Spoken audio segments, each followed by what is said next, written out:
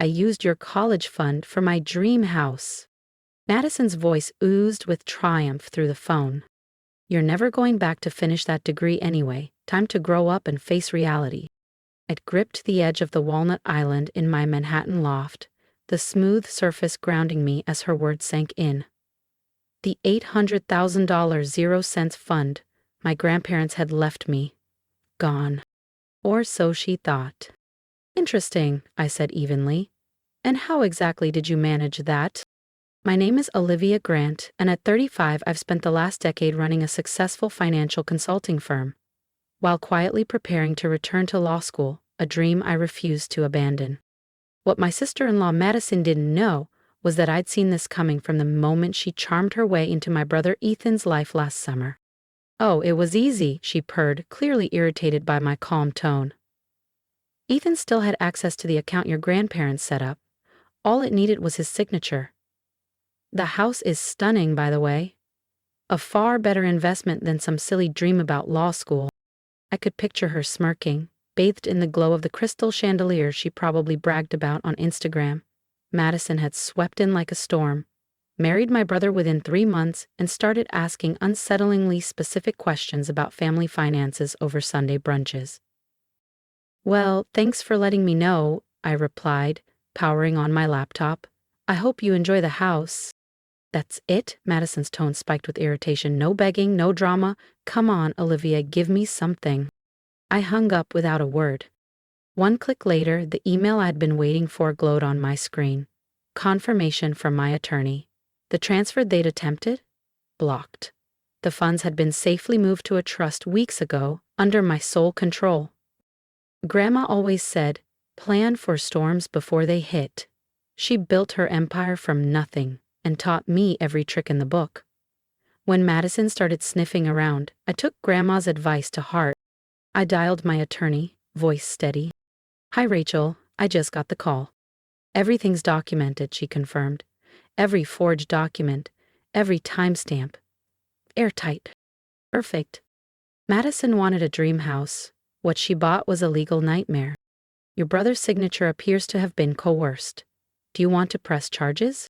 Rachel's voice was calm, but the weight of her question pressed heavy through the line. I thought about Ethan, my protective older brother. Growing up in Brooklyn in the early 2000s, he was my shield, stepping between me and every middle school bully. He helped me survive our parents' bitter divorce when I was barely 13. And now, he was married to a woman who made those childhood bullies look like amateurs. Not yet, I replied. Let's wait. I want to see what Madison does when she realizes the transfer failed. After hanging up, I walked to my home office in my Upper East Side apartment and opened the bottom drawer of my filing cabinet. Inside was a thick folder labeled Grandma's Letters. I pulled out the most recent one, written 2 years ago, just weeks before she passed. My dearest Olivia, I'm leaving you this money because I believe in your dream. The law isn't just a career for you, it's a calling. Don't let anyone tell you it's too late. And most importantly, don't let anyone steal this chance. You're smarter than they think. Love, Grandma. I traced her elegant signature, remembering how she'd taught me the art of handwriting analysis when I was 12. That skill helped me catch the sloppy inconsistencies in Ethan's forged signature on the withdrawal form Madison submitted. My phone buzzed, a text from Ethan. Hey, Liv, Madison's so excited about the house. I know the money was for your law degree, but you've got a great job already. Family should help family, right? My chest tightened. Ethan had always been reckless with money, chasing quick fixes instead of stability. Madison must have seen that weakness instantly. Another text lit the screen. Realtor needs the funds by Friday. You're not mad, are you? I typed a response, then deleted it. Silence would speak louder. Let them stew when their dream home slips away. A soft ping drew my eyes to my computer. An email from Columbia Law Admissions confirming my final interview next week. The fund wasn't sitting idle. It was fueling the future I'd fought for in secret, taking night classes while running my firm. Open the blinds, the Manhattan skyline glowing gold in the dusk. Madison thought she'd won. With forged papers and smug laughter, She had no idea she'd just walked into her own downfall. My grandmother's words echoed in my mind. Sometimes the best revenge is letting people think they've won, right up until they realize they've trapped themselves. Friday was only 3 days away. I wondered what excuse Madison would give the realtor when the money didn't appear. More importantly, how would she explain to Ethan why she tried to steal from his sister? I picked up my phone and texted Rachel. Send me everything you've documented. I want to be ready when this implodes. Then I turned back to my Columbia Law application, a small smile tugging at my lips. Madison thought she'd crushed my dream. Instead, she was about to learn the cost of underestimating the quiet one in the family. By Friday morning, my phone was buzzing with frantic texts. The bank says the transfer failed. What did you do? You think you're so clever. James is devastated. How could you betray your own brother? I sipped my coffee, scrolling through the evidence Rachel sent. Every attempted withdrawal, every forged signature, even recordings of Madison trying to impersonate me on the phone. Then my phone rang. Ethan. Olivia, we need to talk. His voice cracked with tension. Madison says there's an issue with the transfer. There is, I replied evenly. Want to know what really happened, or keep pretending your wife didn't just try to steal from me? Dead silence. Then, weakly, wasn't stealing. I signed the papers. We're family. Did you actually sign them, Ethan, or did Madison slip you a different set after showing you fake documents? Another pause. I could hear the pieces falling into place. Come over, he finally said. Please, I need to understand. An hour later, I sat in their glossy new living room, laptop open. Madison paced like a caged tiger, heels clicking against the hardwood she'd bullied Ethan into installing. As you can see, I said, coolly pulling up the digital files, these signatures don't match your handwriting. The bank's fraud team flagged it immediately. You had no right to lock that money away, Madison snapped, her voice shrill. It was just sitting there while you played pretend about law school. We needed it. Needed it?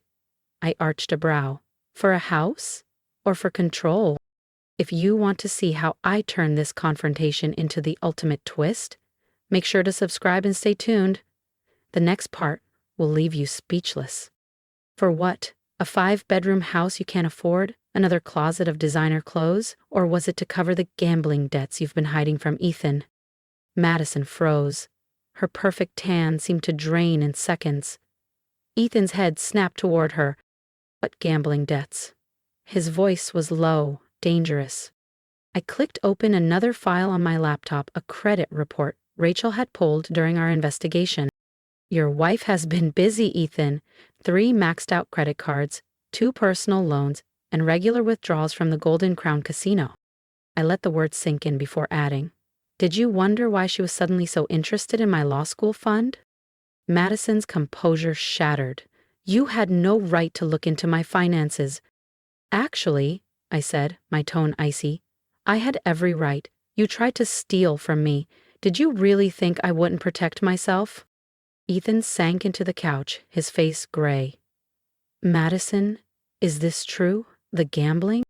It's not what you think, she stammered. I had a system. I was going to win it back. The house would fix everything, I cut in, or give you something to remortgage when the casinos bled you dry. How much? Ethan's voice cracked. Well, how much do you owe? Her silence screamed louder than words. Over $200,000, 0 cents, I said for her. That's just what we've traced. Ethan dropped his head into his hands. His shoulders trembled. Get out, he whispered. Baby, please. Get out. His roar shook the room. You forged my signature. You tried to steal from my sister, and you've been gambling away our life. Get out. Madison snatched her purse, mascara streaking her face. Fine, but don't think this is over. The door slammed like a gunshot. Ethan collapsed back into the couch, voice breaking. I'm sorry, Liv. I should have listened when you said something felt off.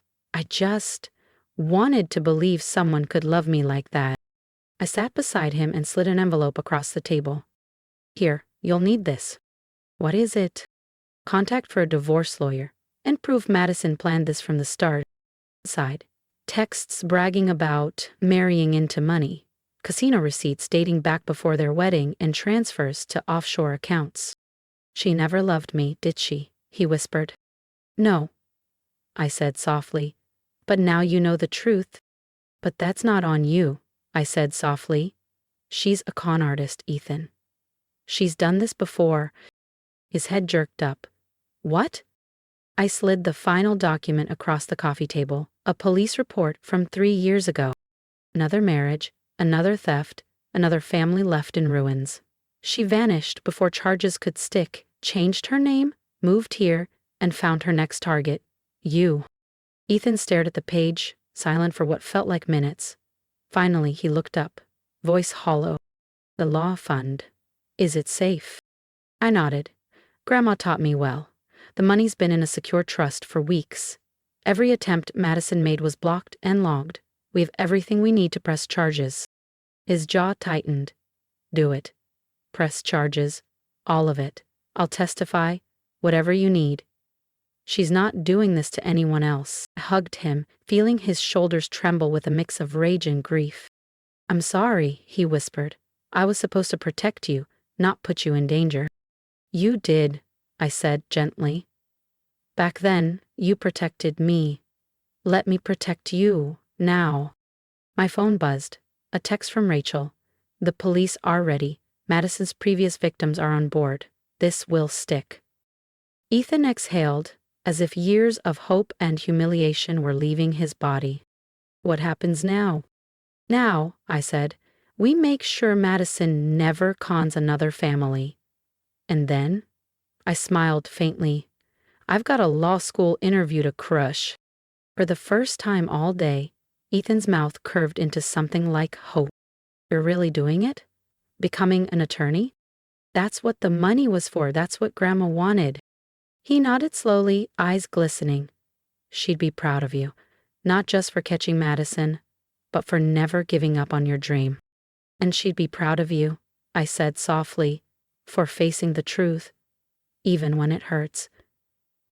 Outside, thunder cracked over Manhattan, the storm rolling in as if echoing Madison's downfall. Somewhere out there she was scrambling, unaware her game was over. 2 months later, I adjusted my blazer in front of the mirror, Columbia Law's crest gleaming on my acceptance folder. Today wasn't just about my future. It was about justice. Ready? Ethan asked from the doorway. He looked better, lighter somehow, now that the shadows under his eyes were fading. The divorce papers had been filed the day after Madison's schemes blew apart. Ready, I confirmed, grabbing my leather briefcase. The courthouse buzzed with voices, but it wasn't just us. 3 other families sat in the gallery, victims of Madison's previous cons, different names every time.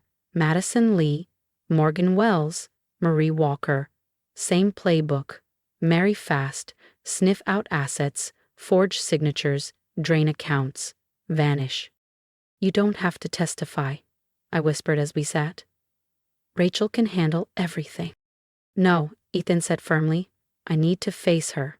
We all do. When Madison entered, flanked by 2 officers, her designer wardrobe had been traded for an orange jumpsuit. She'd been arrested at JFK 3 weeks ago with a fake passport and $50.00 K in cash. Gone was the smug smile I remembered from that phone call, replaced by panic when her eyes met the families waiting for her. The hearing moved fast. Rachel presented the evidence with surgical precision. Forged documents, gambling debts, wire transfers to offshore accounts, and Madison's fraud trail across 3 states. Each family stood, recounting almost identical betrayals. Trust shattered, lives nearly ruined. When Ethan testified, his voice didn't shake. She made me believe I'd found love, he said. Instead, I almost helped her steal my sister's future. That fund wasn't just money. It was a promise from our grandmother. A dream Olivia never gave up on. Madison doesn't just steal cash. She steals hope. I squeezed his hand as he returned. Then it was my turn. Unlike some of Madison's victims, I began, voice steady. I was lucky. My grandmother taught me to trust my instincts, to document everything. She left me more than an education fund. She left me a lesson. Protect what matters. Today isn't revenge, it's accountability. So no one else loses what we almost did. The judge's verdict was swift. Guilty on all counts. 5 years in prison. Restitution to every victim, no early release. As they led her away, Madison spat over her shoulder. You think this changes anything? You'll never make it as a lawyer. You'll fail, and I'll be out before you finish your first year. I smiled faintly. We'll see about that. I smiled, hearing my grandmother's words in my head. Let them think they've won, until they realize you were 10 steps ahead. Actually, I replied evenly, meeting Madison's glare. I start law school next month. Your little stunt didn't break me, it made me stronger. I leaned closer, my voice calm but sharp as glass. So, thank you, Madison. You taught me the best revenge isn't payback, it's thriving in spite of people like you. Outside the courthouse, Ethan walked beside me, silent for a moment before saying, I found her ring, the engagement ring I worked overtime for, saved for months. It's fake, just like everything else. Sell it, I suggested, put it toward a fresh start. He shook his head and pressed the small velvet box into my hand. No, I want you to have it, sell it, add it to your fund, turn something that symbolized her lies into something good. That evening, I sat in my office, overlooking the Manhattan skyline. Beside my laptop lay a photo of Grandma, her smile as warm as the day she taught me to trust my instincts. Next to it, a letter from Columbia Law, embossed in gold. Accepted. My phone buzzed, a text from Ethan. Thank you for never giving up on me, even when I couldn't see the truth. I smiled softly, thinking how different this could have ended if I hadn't listened to Grandma's lessons. Madison had pegged me as naive, too focused on books to notice her schemes, but instead, she ran into someone prepared, someone who refused to let her steal a future built on hard work. I picked up my navy mousse suit jacket, brushing a hand over the embroidered name inside. Olivia Grant, JD candidate.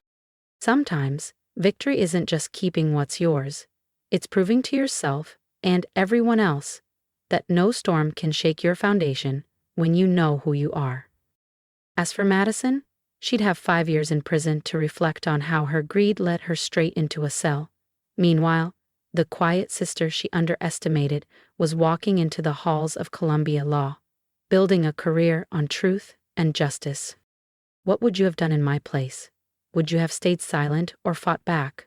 Drop your thoughts in the comments because I read every single one. Your support means everything to me, especially after everything I went through. If you believe in standing up for yourself, in protecting your dreams no matter who tries to take them away, hit that subscribe button so you don't miss what happens next. And here's my advice. Never underestimate the power of preparation. Trust your instincts, guard what matters, and remember, sometimes the best revenge is living the life they swore you couldn't.